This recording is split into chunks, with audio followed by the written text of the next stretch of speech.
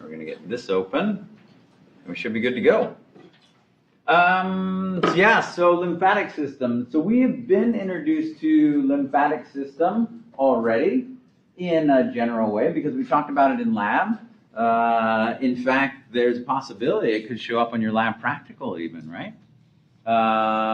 Because we had 2 slides for lymphatic system that were possible. One was a lymphatic vessel, one was a lymph node, right? And so in our brief introduction to the lymphatic system, we had said that this is a system that works behind the scenes in kind of cleaning up, if you will, and picking up fluids from the tissues where when we have that fluid exchange, there's a little bit of that fluid that gets left behind.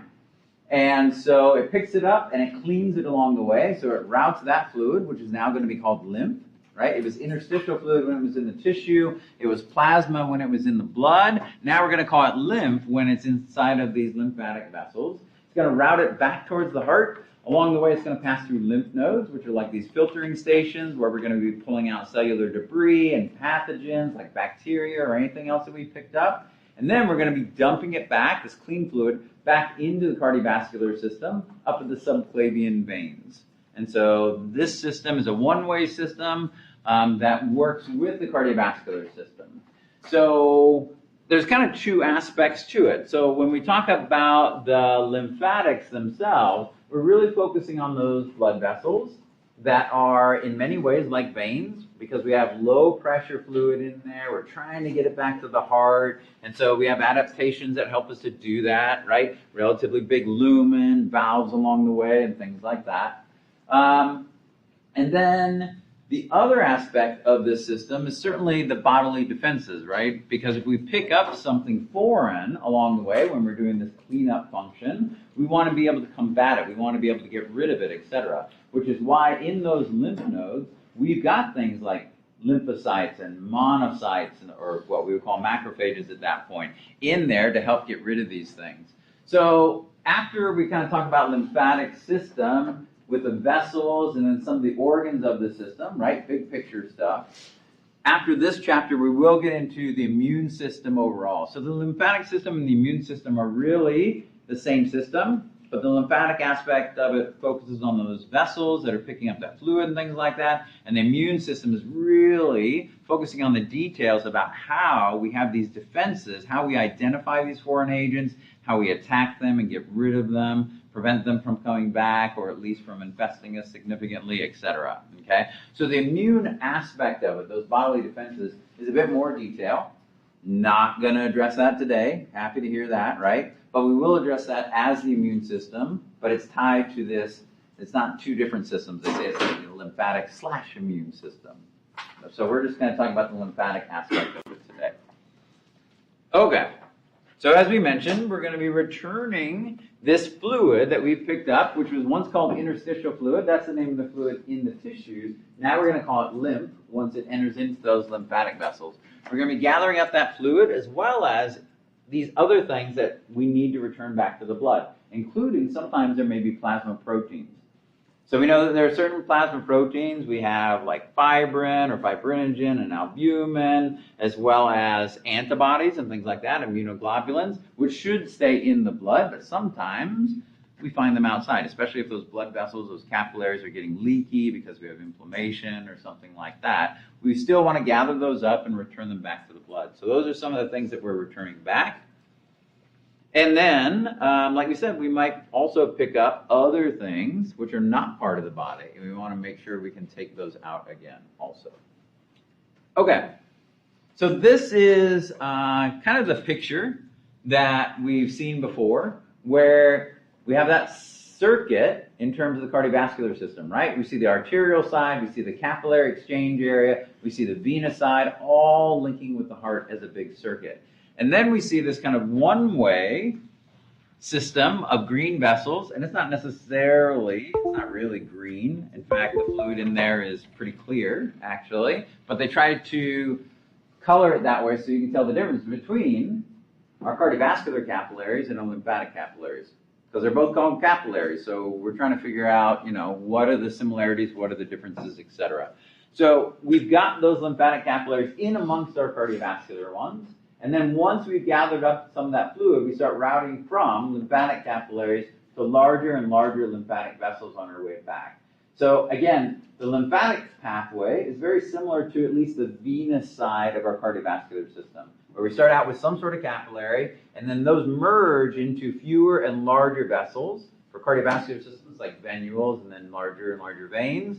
For lymphatics, it's going to be lymphatic capillaries, and then lymphatic vessels. Then we're going to have these things that are called trunks, and then lymphatic ducts, finally. And then we also see, and again, those are kind of grossly out of proportion, lymph nodes, those bean-like structures along the way. Those are the cleaning stations. And they most certainly are not as big as the heart as they're trying to represent in that figure. But they do occur in certain places along the way. And we're trying to use those to filter out these other components that we don't want. So what we've got is a one-way system rather than a circuit, rather than a loop. And we're always going to be flowing this fluid called lymph back towards the heart. Starting with our lymphatic capillaries for sure, and then getting to larger, like I mentioned, larger collecting vessels, lymphatic vessels, and then lymphatic trunks, and then lymphatic ducts. Now, much like our cardiovascular vessels, in most cases where we find the cardiovascular vessels, we are going to find lymphatic vessels as well. But there are some cases where we don't have them. So, in fact, we do have cardiovascular vessels in the bones, but we don't have lymphatic. We do have cardiovascular vessels in the bone marrow, in the teeth, but don't have lymphatic. And then the CNS, the central nervous system, that's a little bit different, right? We do have cardiovascular going there as well, but we have a blood-brain barrier to make sure that our central nervous system is protected so that we don't get blood-borne pathogens getting access to our brain and spinal cord. And much like that, the lymphatics are somewhat restricted as well. Although there have been recent discoveries, though, possibly lymphatics that they didn't know about that may actually kind of have access to certain brain areas. And that's something they've only seen in the last couple of years as the technology has advanced, allowing them to see things a little bit more detailed. But for the most part, very similar to cardiovascular. So as we're thinking about it, right, we're getting into new chapters, which means there's going to be new vocabulary, new exam objectives, etc. And from my mind, I can tell you that one of the possible short answer questions is comparing, for instance, our lymphatic vessels, like our lymphatic capillaries, with our cardiovascular ones. So we've already done some of that, right? So in the cardiovascular, we've got a fluid for sure, but that's going to be plasma. In the lymphatic, we've got a fluid, yep, but it's called lymph. With the cardiovascular, it's a big circuit, right? A connected loop. Whereas this one, it is a single pathway. It's a one-way system. And it starts at the capillaries, and then it goes to larger and larger vessels. So we're seeing some similarities and some differences. So this is a big zoom up of a lymphatic capillary. So it kind of looks like the roots of a plant or something like that. And again, if you look very closely at the roots of a plant, we have very, very fine branches, bless you, that are doing things like picking up fluids as well as other things from the soil. And then those route to larger and larger branches of the roots until we get to, right, some main places where we go back into the organism itself, or not that the roots aren't part of the organism, but to the main part of the plant. So here's our lymphatic vessel. You can see that it's what they call blind-ended because it just comes down to a point like that, like a cul-de-sac. It just stops. It doesn't connect through. And a few different other adaptations we can see. We can see these little anchoring filaments. Again, these kind of look like root hairs that help to hold it in place in amongst those cardiovascular capillaries, since we only have one end like that, right, rather than a loop. And between our epithelial cells, we have these larger openings, which are called flap-like mini-valves. So in fact, between the epithelial cells, because again, this is like a cardiovascular capillary, it's only one cell thick, but there are larger gaps between those cells, between those epithelial cells, which means, kind of like when we were looking at blood vessels and capillaries, we saw sinusoids, which have bigger holes in their walls and stuff like that. With these flap-like mini-valves, that means these are more permeable. That means they can pick up other things easily. Like we said, like bacteria or cell fragments or debris or plasma proteins, things that normally wouldn't go across the wall. These ones are easier to pick up those things. They're a little bit more permeable. So they can pick up, like we mentioned, things like cell debris, pathogens. Now pathogens, we're going to be seeing that term again and again over the next couple of weeks. In essence, that just means, right, disease-causing agents. And that can include things commonly like bacteria, viruses, fungi, different types of parasites, things like that, right? Things that are trying to get inside of you and then replicating inside of you, using your body kind of like a host and replicating inside of you. And we want to try to get rid of those. It can also, our lymphatic capillaries can also pick up cancerous cells, so cells of our own that have relocated and become cancerous. And so as we pick those up, we want to make sure we're not dumping that dirty fluid with those items back into the cardiovascular system. So it's where those lymph nodes are going to be examining things that have been picked up and then removing them as well and identifying them and possibly alerting the body that, oh, you know what, I found some cancerous cells somewhere along the way here. We need to send out a patrol. Or pathogens. There's bacteria in here somewhere. I just got it in the filter, so we need to send out some patrols to find out where that is. Now that term that you see there, lacteals, is a special type of lymphatic capillary. So in addition to picking up excess fluid, that's a major function for lymphatics, cleaning that fluid and getting rid of pathogens, that's the second major function. A third function, which is kind of a little bit lower down, but still important, is that we have these specialized lymphatic capillaries called lacteals that are in the intestinal wall. And because lymphatic capillaries are extra leaky, extra permeable, easier to pick things up, they do a good job of picking up some of our digested food products in the wall of the intestine. Most notably, digested fats. So when we break down, when we get the digestive system, we're going to be talking about, right, our major macromolecules, nutrient macromolecules, like carbohydrates and proteins and fats or lipids, as well as nucleic acids. And when we break down our lipids, we tend to package them. They break down not quite as well as maybe some of the other nutrient molecules, and we package them into these almost like little vesicles. And so those are bigger packages that aren't necessarily going to go into our regular cardiovascular capillaries.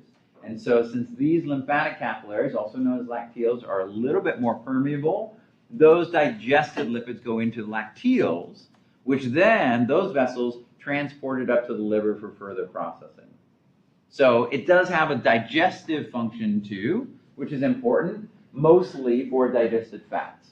So again, we'll hit that again when we get digestive system, but it is something we have to mention because that is another function for our specialized lymphatic capillaries. Okay. So let's take a look then continue to take a look at these lymphatic vessels. So we already looked at lymphatic capillaries. We saw that in some ways they were similar to cardiovascular ones, very thin wall, epithelial wall, things like that. But we saw some differences, blind-ended, anchoring filaments, flap-like mini valves, have lymph inside of them, things like that. So we have tons of these little lymphatic vessels in amongst our cardiovascular ones, and then those are going to come together, and those are going to drain into fewer but larger lymphatic vessels, collecting vessels. And these look a lot like veins. In fact, the rest of our lymphatic vessels look a lot like veins. They have the same three tunics, an interna, and a media, and an externa, right? Where we have epithelium on the inside, we've got smooth muscle in the middle, and we've got connective tissue on the outside, which, hey, that helps us to review for our cardiovascular vessels, right? In case those show up in the lab practical as well. So they have the same three tunics as veins, and they even have valves as well. They have more internal valves because we have even less pressure. There's no pump that's pushing this lymph, right? That's the fluid that's pushing the lymph back towards the heart. So we have to rely more on those adaptations to try to get that fluid back. So thinner walls, bigger lumen, more valves, and when we talk about anastomoses, those are the branches, and we want to make sure that we're able to pick up any excess fluid in a lot of different places. And if one of those gets blocked or damaged, we still want to make sure that we have other ways to pick up fluid from that area. So they have a lot of anastomoses as well. Okay, so overall, a lymphatic vessel, which is the next kind of major vessel, is pretty similar to a vein. right? All the stuff you know about a vein, you can apply it there, but it has more valves and things like that, a thinner wall. So we go from lymphatic vessels to lymphatic trunks. Now we've seen trunks as well. We saw, for instance, a celiac trunk, right? A pulmonary trunk is like a trunk of a tree. So it's going to be much bigger and many fewer compared to our ducts. So our ducts, some of our largest ducts are going to drain into these trunks, and we really only have kind of like 5 major types of trunks. And when you look at their names, you can probably figure out where in the body they are responsible for draining fluids from. So where's the lumbar region of the body? In the lower back, right? So the lumbar trunks, it says that there's paired lumbar trunks, they are draining lymph from the lower limbs. So that's the area of the body that they're handling. All of the fluid from all the lymphatic vessels and capillaries of the lower limbs go into the paired lumbar trunks. Then we have bronchomediastinal, a bronchomediastinal trunk, a single one. Where do you think that one is? In the chest, right? Broncho, like bronchi, mediastinum is this area above the heart, right? So we have one in there that handles a lot of the fluid collection in the chest. Subclavian, where's that? Underneath the clavicles, right? We know subclavian arteries, subclavian veins. So there are a couple of subclavian trunks there that are going to be handling the upper limb. So both the upper limbs are going to go into a subclavian trunk. And then jugular, where do you think that's going to be? In the neck, right? So jugular trunks are going to be handling fluid collection from the head and the neck, right? So those trunks, you do have to know the names of those different trunks, including this last one, which is an intestinal trunk. So that's the lower abdominal pelvic region. You do have to know the names of those and the fluid or the areas where they collect fluid from. But if you know the names, you know those regions already, and so it would be very easy to describe the areas that they're collecting fluid from. Okay? So I think that's another maybe bold objective. Just know the different trunks and describe the areas of the body where they collect lymph from. And so that should be fairly easy. Okay. So we go from the trunks, right? Fewer, larger. We finally get down to 2 lymphatic ducts. So much like the major veins of the body, we have superior and inferior vena cava. Those drain the blood from the systemic circuit from the entire body, right? From the upper part of the body to the lower part of the body. Here, we have what's called the right lymphatic duct and the thoracic duct. So unfortunately, they are not exactly symmetric, but they do both drain into the subclavian veins. You can see one on the right and one on the left. So we have the right lymphatic duct is the major one on the right side, and then on the left side, we have the thoracic duct, because this one you can see how it's coming up here, through the thorax, through the thorax, through the thorax, curves around and dumps in there on the left side at the junction of the internal jugular vein and the subclavian vein. Okay, so it dumps in and it terminates or ends at a similar place to the right lymphatic duct, but it has a lot of its main path through the thorax as well. So they'll call that one the thoracic duct. So they have different names, but those are the 2 major ducts that then handle the fluid flow of large, very large areas of the body. And in fact, this picture here, this looks like some sort of alien guy or some weird tattoo or whatever. The coloration that you see on this guy here shows you the areas of the body that those 2 trunks are handling. So when we're talking about, ducts. So on the right side where it's green, the right lymphatic duct handles right side of the head, right upper limb, and right side of the upper torso. That's what it handles. Thoracic duct handles left side of the head, left upper limb, left upper side of the torso, but it also handles the whole of the rest of the lower abdominal pelvic region and the lower limb. So the thoracic duct drains more of the body, almost like 2/3 of the body in terms of lymph, whereas the right lymphatic duct only handles that kind of upper third of the body instead. So why it's asymmetrical, I can't tell you, but it is. Okay? So our 2 main ducts that we have are the right lymphatic duct and the thoracic duct. So those are our largest ones. Again, they look very, very similar to our largest veins, like the inferior and superior vena cava, in terms of their wall and things like that.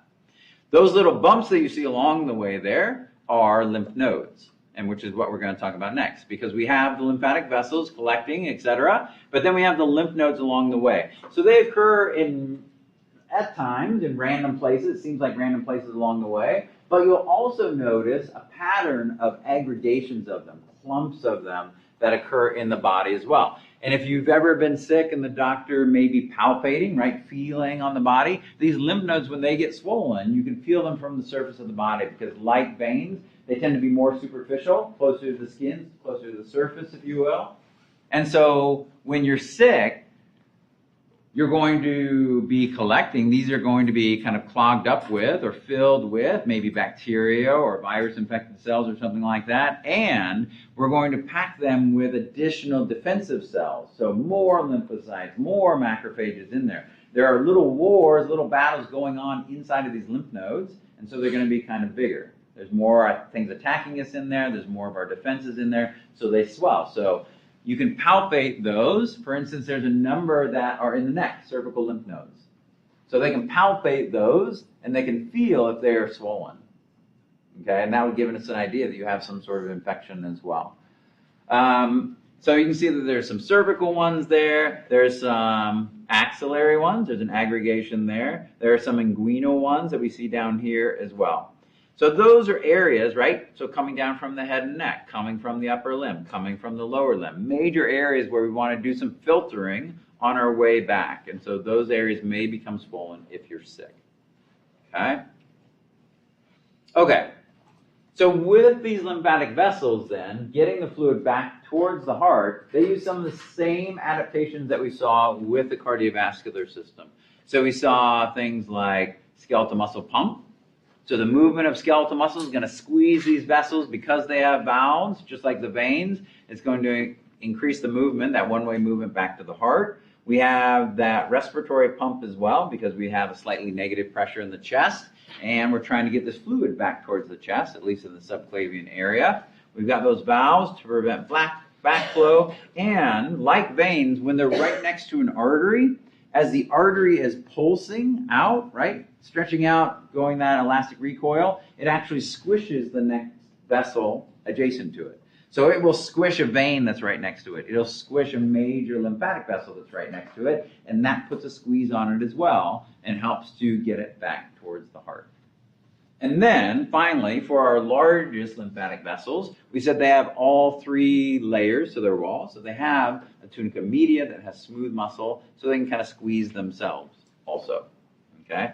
So particularly that skeletal muscle pump is really good at getting that fluid back. Now, there are certain, when you may go to a massage therapist or something like that, they also may talk about lymphatics and helping, right, doing kind of a surface level massage as well as deeper tissue massage, helping to get that fluid back, encourage that flow back as well. And something that you can certainly do, right, just moving things along.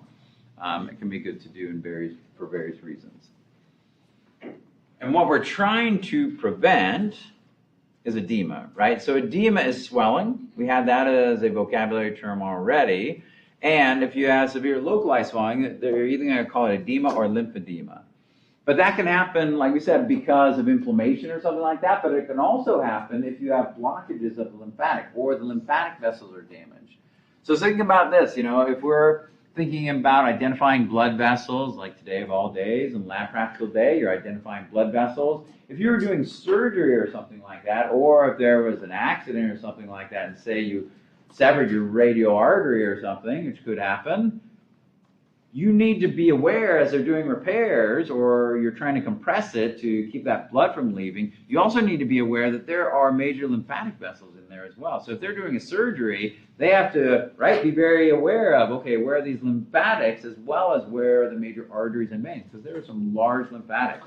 So when they do surgeries, and you're swollen afterwards, sometimes it's because they had to cut through lymphatic vessels. And now that's reducing the amount of flow that can get back towards the heart. And so you have more of this fluid that is accumulating in that area, in that limb or something like that, as these kind of fluids are accumulating and then trying to get back in other ways. Okay. So that's what we have to say about lymphatic vessels. It's nice that they're similar in terms of their structure and function to our veins. because it kind of sets us up to understanding their anatomy a little bit easier. All right, so the other thing that we want to talk about in terms of lymphatics is these lymphatic tissues and or lymph nodes that are protecting us, that are cleaning the fluid in some way. And we said that inside of these tissues, right, because cells make up tissues, tissues make up organs, etc. Some of the key cells that are going to be players here in these defenses are going to be our lymphocytes. Now, up until now, we had understood that there are 5 different types of white blood cells, right? So we had our neutrophils and our lymphocytes and our monocytes and our basophils and our eosinophils, right? Eosinophils and basophils if you want to do them in order. But lymphocytes, we already knew that they were pretty common in the bloodstream, but in fact, there are subcategories of those lymphocytes, and we'll learn more about them as we get into immune system, about why they're different and how they protect us and things like that. These are sometimes in shorthand called T cells and B cells, but it is T lymphocytes and B lymphocytes. So they are going to be found in the lymph nodes and the lymphatic tissue, and they're going to be helping to generate an immune response as well. One of the things that we'll refer to as we are learning about how we identify what in the body should be there and what we need to attack and get rid of are antigens and antibodies. Now, luckily for us, cardiovascular system works very closely with the immune system, with the lymphatic system, etc., both in terms of vessels, but also in terms of these things that are called antigens and antibodies. Now, we know that antigens, like for blood cells, antigens are the markers, like protein markers, that are stuck to the cells themselves. Now, we can have those ones on our own cells would be called self-antigens, right? They identify what is part of us, what we should protect. But there are foreign antigens as well. Much like if we were talking about if you got blood cells that were donated to you and they did not match, those antigens, which would set off an immune response, we would call those foreign antigens because they're different than what your own cells are tagged with, okay? So when we say antigens here, this is really talking about foreign antigens, anything in the body that it perceives as foreign. So bacteria and their toxins, viruses, different types of other red blood cells or foreign cells, or even cancerous cells as well, that may have lost those different self-tags, or maybe it's been corrupted because the whole cell itself is corrupted, okay? So antigens, or those markers, are going to be really important for us to be looking for those, especially with our, like I said, T cells and B cells, looking for those to identify what is self, and that's okay, pass on by. What's foreign, what looks different, we need to identify, attack, and get rid of, okay? Okay, so at this point, we're going to just do a very, very general description of why we have T cells and B cells. We're going to get into the details of it later on when we get into the immune system itself. But for now, we're going to just get a little bit more detail as to why we have 2 categories. So we have T cells. T cells give us what's called cell-mediated immunity. So we'll see that coming up. So cell-mediated immunity means that these cells are going to go out and they're going to be on patrol and they're going to be looking for cells that are inside of your body that somehow appear a little bit different, right? So for instance, these are very effective at rooting out cancerous cells, cells that are your cells, but something's happened, right? They, like we said, they've kind of become corrupted, almost like a zombie or something like that, right? And so they're good at identifying those. They're also good at identifying virus-infected cells. So a virus gets inside of your cell to hijack it, to infect it, etc. So it's kind of hard to identify those, and so we need a cell, a living cell, to be able to do that. And so T cells will be going by the cells of your body and inspecting them very, very closely to see if they're healthy, or are they infected, or have they become cancerous, or something like that. So that's a little bit tougher than just like, oh, this whole bacterium, that's a whole totally different organism compared to all of our other cells. And so that's a little bit easier at times to identify. Our B cells are what give us what's called either antibody or humoral immunity. And so in this way, B cells also need to identify specific foreign agents. But what they'll do is once they become activated, rather than doing this hand-to-hand combat like the T cells do, as what's called cell-mediated immunity, where once they identify something, they're immediately going to attack it and try to kill it.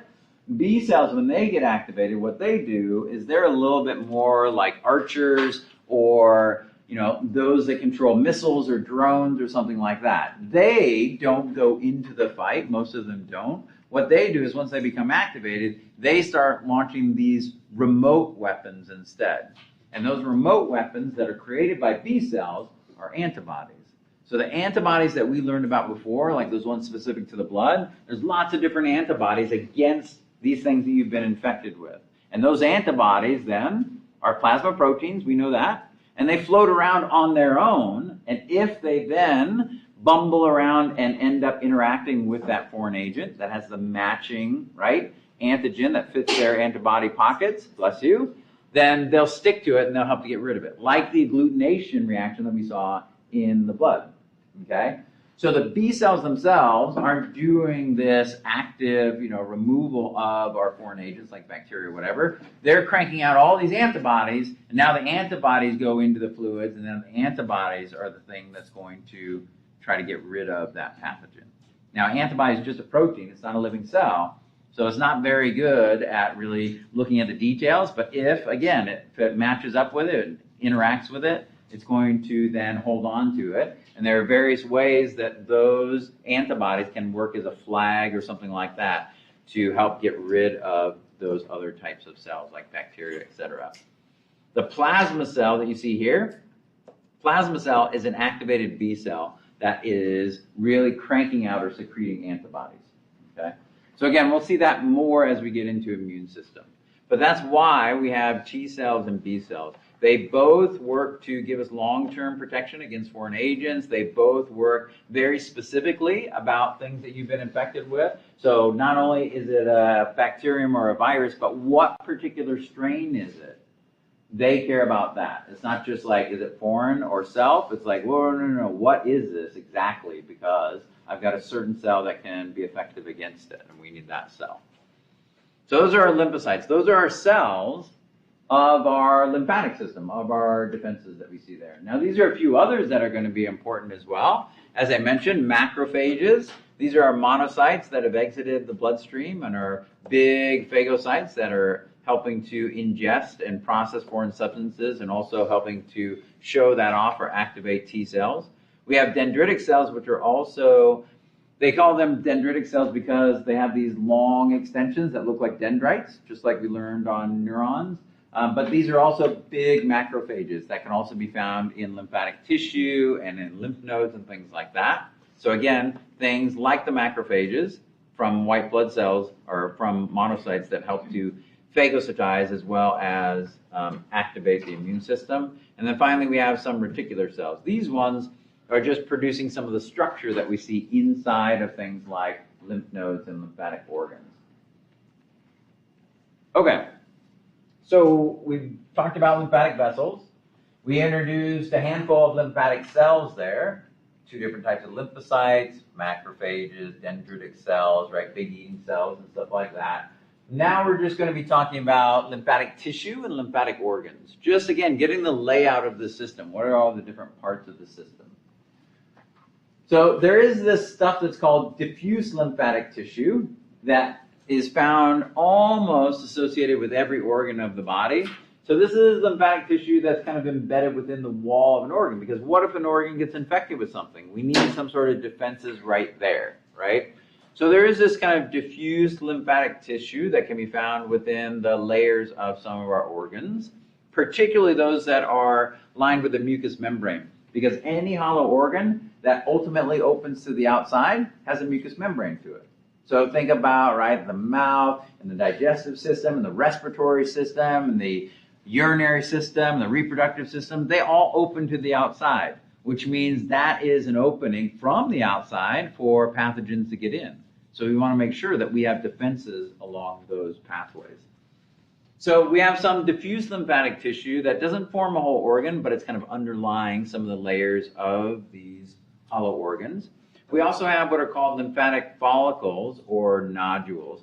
So these are like our lymph nodes, right, that we were seeing in that one slide in lab. So when we look at a lymph node, it kind of looks like that down at the bottom. Now we see it in the microscope. In the microscope, we're looking at maybe like one little section like this, right? And remember, we saw that there was a capsule along the outside, like a connective tissue capsule. We saw that there was a cortex out here, right? And in the cortex, we have these aggregations of lymphatic cells called germinal centers. And then we have this area in here, which is the medulla, where we didn't have our germinal centers. Now, what we didn't see in the slides is that there are what are called afferent and efferent lymphatic vessels going into and then coming out of the lymph node, right?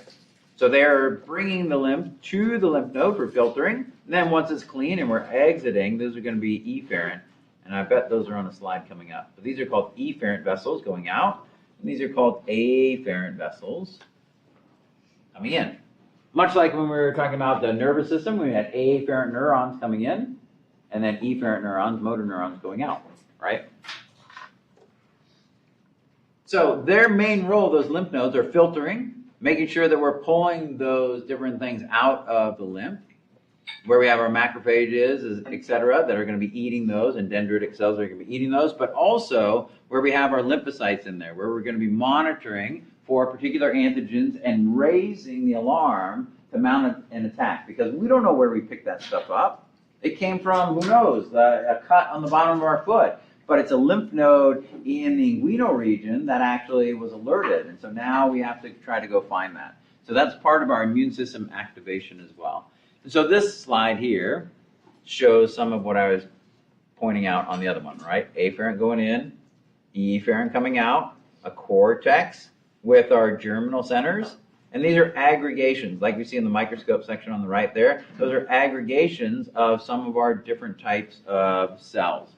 So we've got in that cortex, we've got our germinal centers, we've got inside of them B cells as well as T cells, right? So we've got different types of B cells and T cells, lymphocytes, as well as dendritic cells in there. So they're hanging out in these what are called stroma, these connective tissue fibers, and they're hanging on there just waiting and watching the fluid come by and inspecting it, and then grabbing things out as necessary. So we have those in the cortex, in those germinal centers, and then in the medulla, we also have more, right? So we have more B cells, more T cells, and then what are plasma cells again? Activated B cells. Those that have already become activated, and they're cranking out antibodies. So it makes sense that they're going to be hanging out in the medulla. They may migrate to the medulla, because then we're going to be releasing those antibodies. They're going to go right into those efferent lymphatic vessels and go into the main flow. Ultimately, where's that going to go? It's going to go into larger lymphatic vessels. That's going to dump into the subclavian veins, and now we're going to have those antibodies entering into the bloodstream, and that's going to be distributing them around the body as well, right? So that's where those antibodies are coming from, a lot of them. Okay, so we looked at diffuse lymphatic tissue, which is just kind of within the walls of certain organs. We looked at lymph nodes, which are kind of straddling the line between a lymphatic organ and not, right? It's a little bit more organized. We've got connective tissue in there. We've got different types of fluids in there and stuff like our lymph in there and things like that. Now we get to just lymphatic organs or lymphoid organs. And these aren't too tough. But we find them in different places, and they have different roles. So if we look at this, we see tonsils, which, anybody have their tonsils out? So a few of you, it used to be, I don't know, it used to be a bit more common.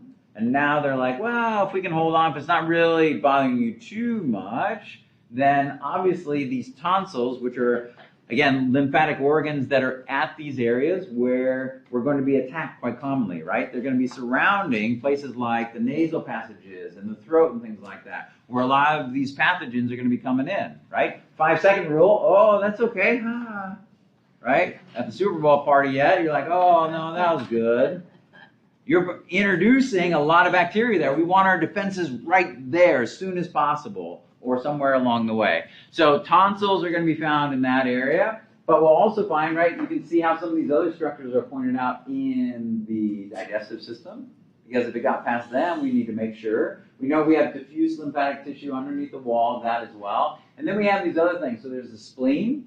We introduced the spleen already. We said the spleen helps to filter the blood of pathogens. It helps to store blood as well. So there's going to be white blood cells in there, as well as red blood cells. So that kind of straddles the line. It's like half cardiovascular and half immune lymphatic, because we have our immune cells in there as well.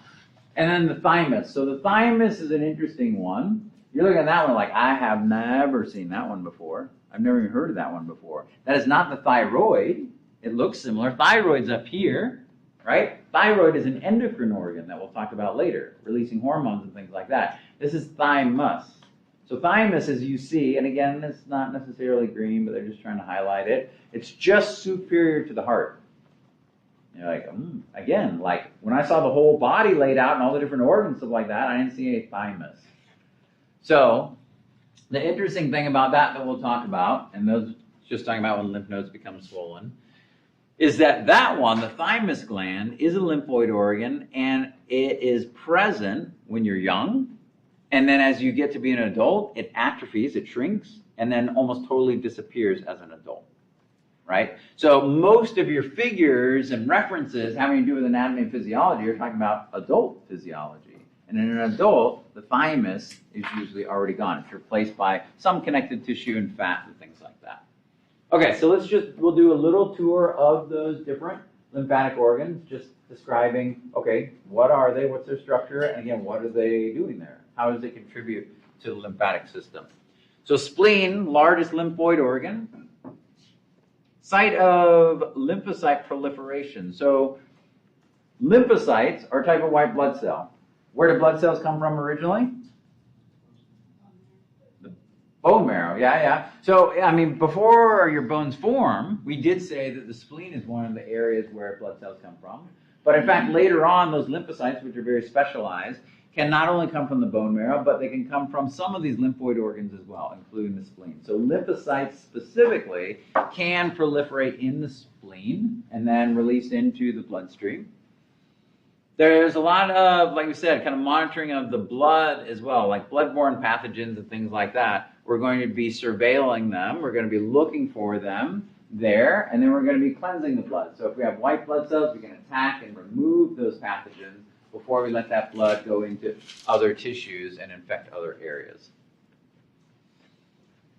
And as we mentioned, right, red blood cells come there when you are a baby. So when we look in the inside of the spleen, you don't have to know a lot of structure about it, but there are areas that are called red pulp and white pulp. So red pulp areas like this and like this and like this is where we have our blood vessels. You can see arteries and veins in there. And this is a lot of blood storage. So it's an area where, as an organ, blood can be found in there at any particular time. If we need more blood, right, if we're hypotensive, blood pressure is going down, blood volume is going down, we can kind of squeeze the spleen and release some of this blood that is kind of temporarily being stored in the spleen, and that can help to build up blood volume and blood pressure. So that's basically found within those areas that we call red pulp. The white pulp areas that are in between are called white pulp because that's where we have large aggregations of our white blood cells. And so just like if you have a pimple or something like that and you have a whitehead, that's white because there are white blood cells that have gotten there because you have a bacterial infection. And so there's a little battle that's going on there. So they all appear white. So despite the fact that when we look in the slide and you're looking at a white blood cell and it's purple, that's just because we added stain in there, right? White blood cells are actually white. So we have large aggregations of them. In this case, in the spleen, we have what's called white pulp. So those are areas where, again, the blood, as you see, in these arteries, it goes through the white pulp area. That's where we're doing an inspection, kind of like the lymph nodes and things like that, and trying to pull out bloodborne pathogens, etc. Okay? So white pulp and red pulp in the spleen like that. And we're cleaning the blood. All right. So then we get to that thymus, which I said is kind of a weird organ. It sits superior to the heart. And this has a lot of functions when you're young, and then those functions are kind of up and running, and so we don't quite need the thymus anymore. So this organ sits superior to the heart. It secretes hormones called thymosin and thymopoietin. These ones are associated with the T lymphocytes. So thymus starts with T. T lymphocytes, that starts with T. And in fact, the T lymphocytes, that's why they get their name. So the T lymphocytes, both the B lymphocytes and the T lymphocytes, most of them start in the bone marrow, in the red bone marrow like we talked about. But these defensive cells, like if we think about our military and our defenses, what do they have to do? They get recruited, and then when they're very, very young, they have to go through basic training. They have to go through boot camp. They have to go through this training to identify who to protect and who to attack. So imagine whether it's like police academy training or boot camp or something like that. They go through, like you've ever seen those like drills where they're on the shooting range and like there's a bad guy that pops up and then there's like a baby there that like crawls across. You're like, okay, don't shoot the kid, shoot the bad guy, right? So there's this training process that goes on in the thymus for the T lymphocytes. So the T lymphocytes, and we'll talk about this later as well, they're born in the bone marrow, but they migrate to the thymus, and that's where they go and undergo their basic training, where they learn to protect, identify and protect our cells, right? So we got to test it out. Like, how about this one? Bam! Nope, that was one of our cells. You're out, right? In fact, the T cell, the T lymphocyte that does that actually gets killed off, right? Because we don't want to release that because it's going to start attacking our own body wherever. So they learn to not attack our own cells and then become immunocompetent, okay? So that's what's happening in the thymus. So we go through that boot camp, we get them all trained up. Once they're all trained up, now we don't need that thymus quite as much. And so that's why it ends up shrinking. So when you're an infant, you have a pretty large one. When you're a toddler, when you're in your like dirt-eating booger phase, then it's also really big. It's much bigger because it's getting introduced to, generating lots and lots of T cells. We're releasing them into circulation. That's when you're getting exposed to a lot of different things for the first time.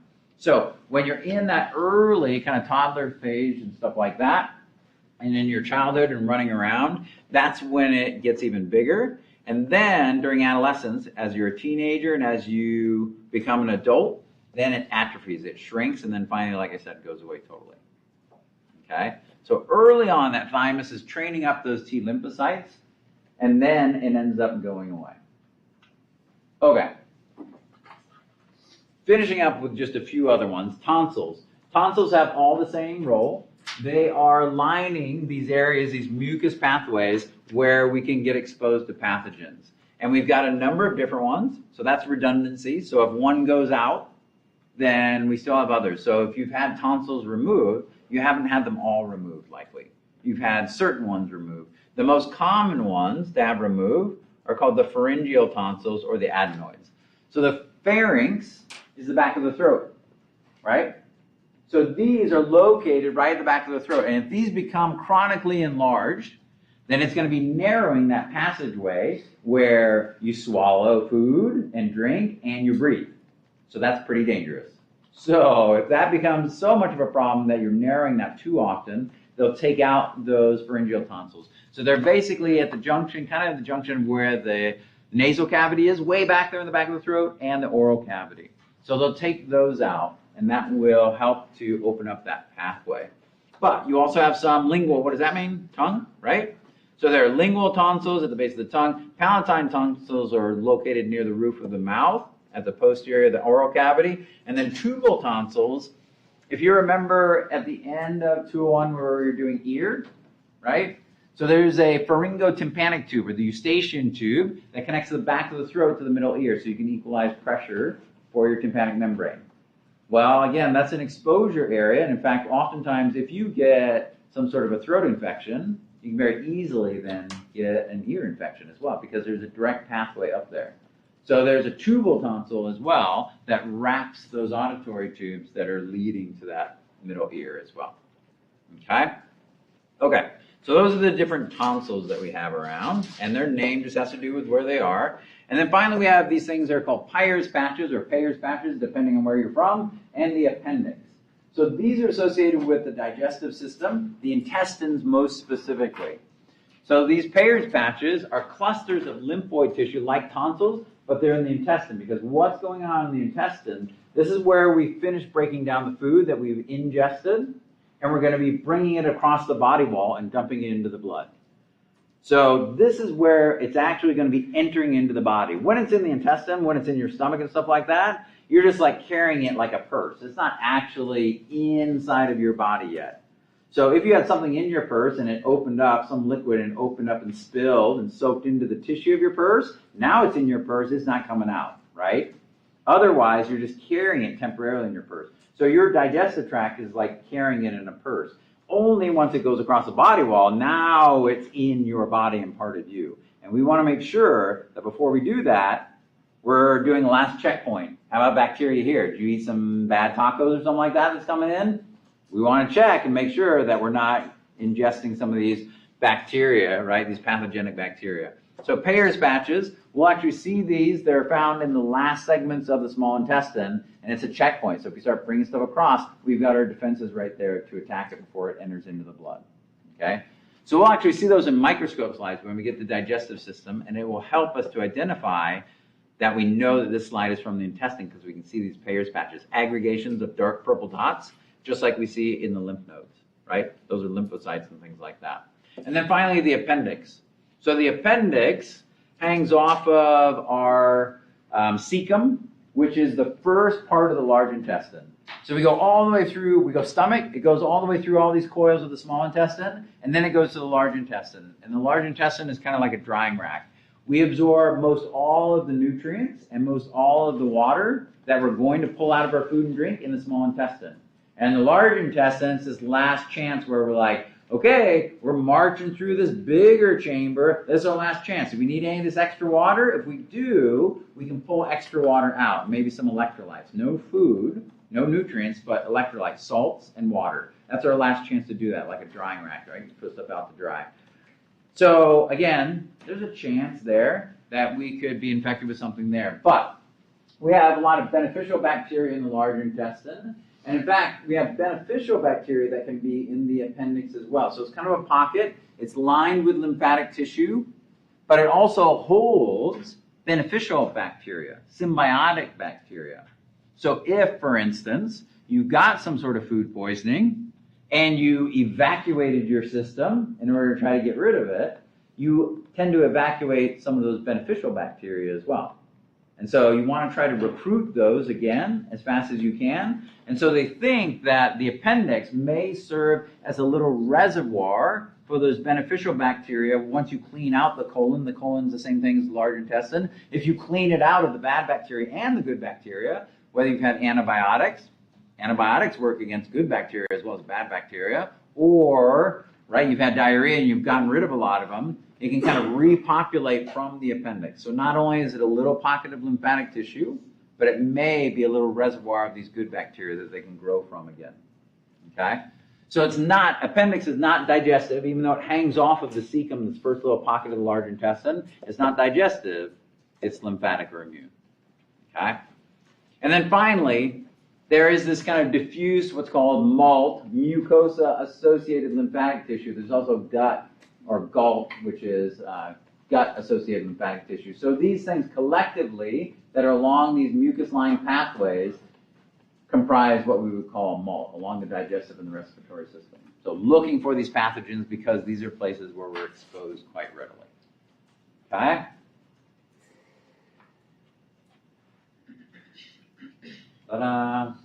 That's lymphatic. Okay? So in this section where we're getting into exam 2, we basically are going to have like 3 chapters again, like we did for the first exam. We're having lymphatic, the small one. Then we have immune. That's a bigger one. We're going to be doing that one for a while, talking about T cells, B cells, and stuff like that. And then there's respiratory. That'll be our 3rd chapter as part of exam number 2. Okay? Questions?